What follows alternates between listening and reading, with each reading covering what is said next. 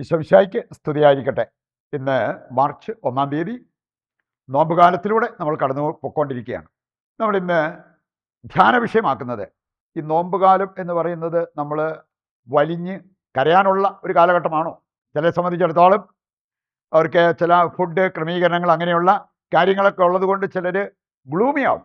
എന്ന് പറഞ്ഞാൽ അവർക്ക് ആ ഒരു സന്തോഷം നഷ്ടപ്പെടുന്ന ആ ഒരു അവസ്ഥ ഉണ്ടാകാം. അതിനുള്ള ഒരു കാലമാണോ ഈ നോമ്പുകാലം എന്നുള്ളത് നാം മനസ്സിലാക്കിയിരിക്കുന്നത് നല്ലതാണ്.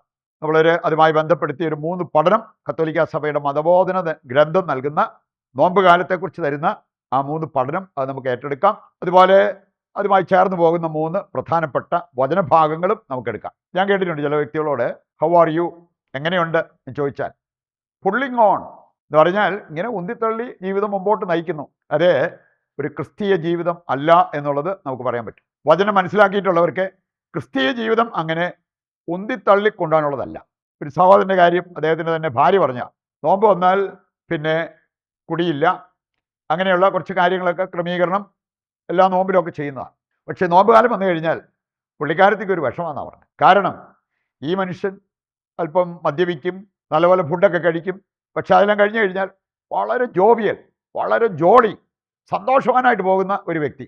ഈ നോമ്പുകാലം വന്നിട്ട് അതിൻ്റെ ഭാഗമായിട്ട് മദ്യം വേണ്ടാന്ന് വെച്ച് കഴിഞ്ഞാൽ വെറുതെ എവിടെയെങ്കിലും ചുമ്മാ നിരുന്മേഷനായിട്ട് കിടക്കുന്ന ഒരവസ്ഥ. അത് കാണുമ്പോൾ ഭാര്യയ്ക്ക് സങ്കടമെന്നാണ് പറഞ്ഞു. അതുകൊണ്ടാണ് പറഞ്ഞത് ഈ നോമ്പുകാലം വരുമ്പോൾ എൻ്റെ ഭർത്താവ് ഈ ഒരു അവസ്ഥയിലേക്ക്, ഈ ഒരു മൂഡിലേക്ക് പോകുന്നതുകൊണ്ട് അവർക്ക് തന്നെ ഒരു മൂഡ് ഓഫാണ്. പ്രിയപ്പെട്ടവരെ, ഇതാണോ ശരിയായ നോമ്പുകാലാചരണം എന്ന് നമ്മൾ മനസ്സിലാക്കിയിരിക്കുന്നത് നല്ലതാണ്. അമേരിക്കയിലും യൂറോപ്പിലൊക്കെ ഞാൻ കണ്ടിട്ടുണ്ട്.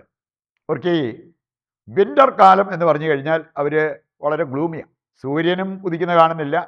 ഇനി സൂര്യൻ ഉദിച്ചാൽ തന്നെ ചൂടിന് പകരം തണുപ്പാണ്. Winter season. അതുകൊണ്ട് തന്നെ ഒത്തിരി പേരിങ്ങനെ ഗ്ലൂമി ആയിട്ട് കഴിയും.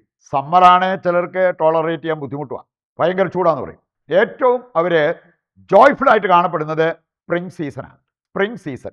നോമ്പുകാലത്തെക്കുറിച്ച് പറയപ്പെട്ടിരിക്കുന്ന ഒരു കാര്യം ഇതാണ്. നോമ്പുകാലം എന്ന് പറഞ്ഞാൽ വസന്തകാലം, സ്പ്രിംഗ് സീസൺ. ഈ ഒരു ലെൻഡ് എന്ന പദം തന്നെ വന്നിരിക്കുന്നത് ഓൾഡ് ഇംഗ്ലീഷ് ആ ഒരു ഇതിൽ നിന്നാണ്. ലെങ്തേൺ. അതിൻ്റെ അർത്ഥം എന്താണ്? സ്പ്രിങ്. അപ്പോൾ അതുകൊണ്ട് വസന്തകാലം, നമ്മൾ ഈ നോമ്പ് കാലത്തെ കാണേണ്ടത് ആധ്യാത്മികതയുടെ ഒരു വസന്തകാലമായിട്ട്. ഇത് നമ്മൾ വിഷാദിച്ചിരിക്കാനുള്ള ഒരു സമയമല്ല, സങ്കടപ്പെട്ടിരിക്കാനുള്ള ഒരു സമയമല്ല. എങ്ങനെയെങ്കിലും വലിഞ്ഞ് കരഞ്ഞ് ഈ ഒരു നോമ്പുകാലം തീർക്കുക എന്നുള്ള ആ ഒരു കാഴ്ചപ്പാടിലല്ല നമ്മൾ പോകേണ്ടത്. നമുക്കിനി നേരെ ആ 3 പഠനങ്ങളിലേക്ക് വരാം. കത്തോലിക്ക സഭ നോമ്പുകാലവുമായി ബന്ധപ്പെടുത്തി നമ്മളെ പഠിപ്പിക്കുന്ന ചില കാര്യങ്ങൾ. കത്തോലിക്ക സഭയുടെ മതബോധന ഗ്രന്ഥം CCC 540. ഇവിടെ പറഞ്ഞിരിക്കുന്ന ഒരു കാര്യം ഇതാണ്. ഭൂമിയിൽ ജീവിച്ച യേശു മരുഭൂമിയിൽ പരീക്ഷിക്കപ്പെട്ടു. നോമ്പിൻ്റെ ആദ്യത്തെ ഞായറാഴ്ച സാധാരണ യേശുവിനുണ്ടായ ആ ഒരു പ്രലോഭനം, പരീക്ഷണം, അതാണ് നമ്മൾ ആദ്യത്തെ ഞായറാഴ്ച തന്നെ ഒന്നുകിൽ ലൂക്കാ 4 അല്ലെ മത്തായി 4 അതിൻ്റെ വെളിച്ചത്തിൽ നമ്മൾ ധ്യാനിക്കാറുള്ളത്. യേശു മരുഭൂമിയിൽ പരീക്ഷിക്കപ്പെട്ടു. അവൻ പ്രലോഭനങ്ങളെയും പരീക്ഷണങ്ങളെയും കീഴ്പ്പെടുത്തി. വലിയ നോമ്പ് എന്ന് പറയുന്നത് സഭ ഓരോ വർഷവും ഈ മരുഭൂമിയിലെ ഈശോയുമായി താതാത്മ്യം പ്രാപിക്കാനുള്ള ഒരു പരിശ്രമം നടത്തുകയാണ്. ഈശോയുമായി താതാത്മ്യം പ്രാപിക്കുക, മറ്റൊരു ക്രിസ്തുവായി മാറുക, അതാണല്ലോ ഒരു ക്രിസ്ത്യാനിയുടെ ദൗത്യം. ഹെബ്രായ ലേഖനം 4-ാം അധ്യായം 15-ാമത്തെ വചനം എടുത്താൽ അവിടെ പറഞ്ഞിട്ടുണ്ട്, അവൻ പരീക്ഷിക്കപ്പെട്ടവനാണ്. യേശു മരുഭൂമിയിൽ പരീക്ഷിക്കപ്പെട്ടു. 3 ഗണം പരീക്ഷണങ്ങളിലൂടെ അവൻ കടന്നുപോയി. ഇന്ന് നമ്മൾ അനുഭവിക്കുന്ന എല്ലാ പ്രലോഭനങ്ങൾ, പരീക്ഷണങ്ങൾ ഈ 3 ഗണത്തിൽ ഏതെങ്കിലും ഒരു ഗണത്തിൽ പെടുത്താവുന്നതാണ്. രണ്ടാമതൊരു പാരഗ്രാഫ് കത്തോലിക്ക സഭയുടെ മതബോധന ഗ്രന്ഥം 1095 1095. ഇനി അവിടെ പറഞ്ഞിരിക്കുന്നത് ഇപ്രകാരമാണ്. ആഗമനകാലത്തും വലിയ നോമ്പ് കാലത്തും രക്ഷാകര ചരിത്രത്തിലെ മഹാസംഭവങ്ങൾ സഭ ഇന്നിൽ വായിക്കുകയും ജീവിക്കുകയും ചെയ്യുന്നു. അതായത് അന്ന് നടന്ന കാര്യം ഇന്ന് നമ്മൾ പുനരാവിഷ്കരിക്കുന്നു എന്ന് വേണമെങ്കിൽ പറയാം. ഇന്നിൽ അത് വായിക്കുകയും ജീവിക്കുകയും ചെയ്യുന്നു. യാക്കോബ് ശ്ലീഹ 1-ാം അധ്യായം 22-ാമത്തെ വചനം നമ്മെ ഓർമ്മിപ്പിക്കുന്ന ഒരു കാര്യമുണ്ട്. നമ്മൾ വചനം വായിക്കുക മാത്രം ചെയ്യുന്ന ആത്മവഞ്ചകരാകരുത്. അത് അനുദിനം ജീവിക്കുന്ന ദൈവമക്കളുടെ പദവിയിലേക്ക് നമ്മൾ ഉയർത്തപ്പെടണം. ക്രിസ്തു ശിഷ്യരുടെ പദവിയിലേക്ക് നമ്മൾ ഉയർത്തപ്പെടണം. വചനത്തിൽ നിലനിൽക്കുന്നവർ, വചനം ജീവിക്കുന്നവരാണ് ക്രിസ്തു ശിഷ്യരായി മാറുക. യോഹന്നാൻ 8 അധ്യായം 31 മുതൽ വായിക്കുമ്പോൾ അതിൻ്റെ കാതലായ സന്ദേശവും അത് തന്നെയാണ്. അസീസിയിലെ വിശുദ്ധ ഫ്രാൻസിസ് സൂചിപ്പിച്ച ഒരു കാര്യമുണ്ട്. ദൈവവചനം ജീവിക്കാൻ ഉദ്ദേശമില്ലാതെ നീ അതിനെ സമീപിച്ചാൽ ആ വചനം നിന്നെ കൊല്ലും എന്ന് പറഞ്ഞാൽ ചുമ്മാ കേട്ടു പോവുക, ചുമ്മാ വായിച്ചു പോവുക. അതേ ജീവിക്കാനോ പ്രാവർത്തികമാക്കാനോ ഉദ്ദേശമില്ലെങ്കിൽ ആ വചനം നമ്മളെ തന്നെ കൊല്ലും എന്നാണ് ഈ വിശുദ്ധൻ പ്രഖ്യാപിച്ചത്. മൂന്നാമതൊരു പാരഗ്രാഫ്, കത്തോലിക്കാ സഭയുടെ മതബോധന ഗ്രന്ഥം 1438 അവിടെ പറഞ്ഞിരിക്കുന്ന ആ ഒരു കാര്യത്തിൻ്റെ വെളിച്ചത്തിലാണ് നമ്മളിനി അടുത്ത 3 വചനഭാഗങ്ങൾ കാണാൻ പോവുക. വലിയ നോയമ്പിന് ഒരു ചേരുവയായി മാറേണ്ട ചില കാര്യങ്ങളെക്കുറിച്ച് ഈ പാരഗ്രാഫ് നമ്മളെ പഠിപ്പിക്കുന്നുണ്ട്. പ്രായശ്ചിത്ത പരിശീലനത്തിനുള്ള ഒരു കാലയളവാണ് ഈ കാലയളവ്, നോമ്പുകാലം. അതാണ് സഭ പഠിപ്പിക്കുക. നമുക്കറിയാമല്ലോ, ലൂർദിൽ മാതാവ് പ്രത്യക്ഷപ്പെട്ടപ്പോൾ അവിടെ കൊടുത്ത സന്ദേശങ്ങൾ വളരെ ക്ലിയറാണ്. ഒന്ന്, പ്രാർത്ഥന, നിങ്ങൾ പ്രാർത്ഥിക്കണം, അതും ജപമാല പ്രാർത്ഥന ഒരുപാട് നടത്തിക്കോ, അതാണ് സന്ദേശം. രണ്ടാമത്തേത് പ്രായശ്ചിത്തം, മാനസാന്തരം, രണ്ടും ഒന്നിച്ചു പോകുന്നതാണ്. പ്രായശ്ചിത്തം, നമ്മുടെ പാപത്തിന് പ്രായശ്ചിത്തം ചെയ്യണം, മാനസാന്തരത്തിൻ്റെ ഫലങ്ങൾ പുറപ്പെടുവിക്കണം. മൂന്നാമത്തെ കാര്യമാണ് എളിമ, ലളിത ജീവിതം. എളിമയുള്ളവർ അവർ ലളിത ജീവിതം നയിക്കാൻ അവർ തയ്യാറാകും. ഇതായിരുന്നു ലൂർദിൽ നൽകപ്പെട്ട സന്ദേശം. അപ്പോൾ ഈ പ്രായശ്ചിത്ത പരിശീലനത്തിനുള്ള ഒരു കാലഘട്ടമാണ് നോമ്പുകാലം. രണ്ടാമത്തേത് ആധ്യാത്മിക അഭ്യാസങ്ങൾക്കുള്ള കാലഘട്ടമാണ് നോമ്പുകാലം.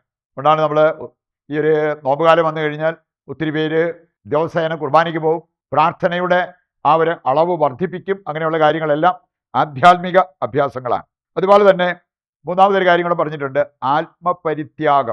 ആത്മപരിത്യാഗത്തിനുള്ള ഒരു കാലഘട്ടമായിട്ട് നോമ്പുകാലത്തെ കാണണം. ഇനി അതിൻ്റെ ഭാഗമായിട്ട് ചെയ്യാവുന്ന ചില കാര്യങ്ങളാണ് തീർത്ഥാടനം. പുണ്യസ്ഥലങ്ങളിലേക്ക് തീർത്ഥാടനം നടത്തുന്നവരുണ്ട്. അതുപോലെ തന്നെ ഉപവാസം നടത്തുക, ദാനധർമ്മം നടത്തുക. ഇതെല്ലാം ആത്മപരിത്യാഗത്തിൻ്റെ ഭാഗമായിട്ട് നമ്മൾ ചെയ്യേണ്ടതാണ്. ഇതെല്ലാം ചെയ്യുമ്പോൾ സഭ പറയാണ്, ഇതെല്ലാം ചെയ്യേണ്ടത് സ്വമേധയാ, ആരുടെയും നിർബന്ധത്തിന് വഴങ്ങിയല്ല ചെയ്യേണ്ടത്. ഇത് നമ്മെ പഠിപ്പിക്കുന്നതാണ് 2-3 വചനഭാഗങ്ങൾ. അതാണ് അവസാനമായിട്ട് നമ്മൾ കാണുക 3 വചനഭാഗങ്ങൾ. കൊളോസസ് 3 അധ്യായം 22-23 വചനങ്ങൾ. അവിടെ പറഞ്ഞിട്ടുണ്ട്, നമ്മൾ അനുസരണം സ്വമേധയാ നടത്തണം. അനുസരണം മനുഷ്യപ്രീതിക്ക് വേണ്ടിയല്ലാതെ, മനുഷ്യരെ കാണിക്കാൻ വേണ്ടിയല്ലാതെ, ദൈവഭയത്തോടെ അത് ചെയ്യണം, ആത്മാർത്ഥതയോടെ അത് ചെയ്യണം. ഇതാണ് ഈ വചനഭാഗം നമ്മെ ഓർമ്മിപ്പിക്കുക. എഫേസസ് 6:7 പറഞ്ഞിട്ടുണ്ട്, മനുഷ്യർക്ക് വേണ്ടി ആകാതെ ദൈവത്തിന് വേണ്ടി നിങ്ങൾ എല്ലാ കാര്യങ്ങളും ചെയ്യണം. അവസാനത്തെ വചനം 2 കൊരിന്തോസ് 9:7, വൈമനസ്യത്തോടെയോ നിർബന്ധത്തിന് വഴങ്ങിയോ ആകരുത്, സന്തോഷത്തോടെ സ്വമേധയാ നിങ്ങൾ നൽകുവാൻ തയ്യാറാകണം. ഈ കാര്യങ്ങൾ ഹൃദയത്തിലേക്ക് ഏറ്റെടുക്കാൻ സാധിച്ചാൽ അല്പം കൂടി അർത്ഥവത്തായിട്ട് നോമ്പുകാലം ആചരിക്കാൻ നമുക്ക് കഴിയും. അതിനുവേണ്ട കൃപയ്ക്കായി ദൈവത്തോട് നമുക്ക് പ്രതിഷ്ഠാ ജപത്തിൽ പങ്കുചേർന്ന് പ്രാർത്ഥിക്കാം. ദൈവത്തിൻ്റെ വചനം ശ്രവിച്ച നമുക്ക് ആ വചന നിറവിൽ നമ്മുടെ എല്ലാ ആവശ്യങ്ങളെയും ഇതിൻ്റെ എല്ലാ പ്രാർത്ഥനാ നിയോഗങ്ങളെയും കർത്താവിൻ്റെ കരങ്ങളിൽ സമർപ്പിച്ച് ദിവ്യകാരുണ്യത്തിൻ്റെ ആശീർവാദം നമുക്ക് സ്വീകരിക്കാം.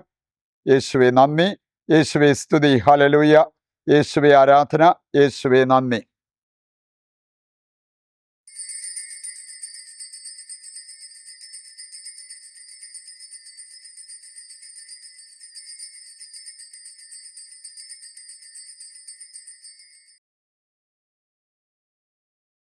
പരിശുദ്ധ പരമ ദിവ്യകാരുണ്യത്തിന് എന്നേരവും ആരാധനയും സ്തുതിയും പുകഴ്ചയും ഉണ്ടായിരിക്കട്ടെ. നാളെ മറ്റൊരു എപ്പിസോഡുമായി വീണ്ടും നമുക്ക് ഒന്നിക്കാം. ദൈവം നിങ്ങളെ സമർത്ഥമായി അനുഗ്രഹിക്കട്ടെ.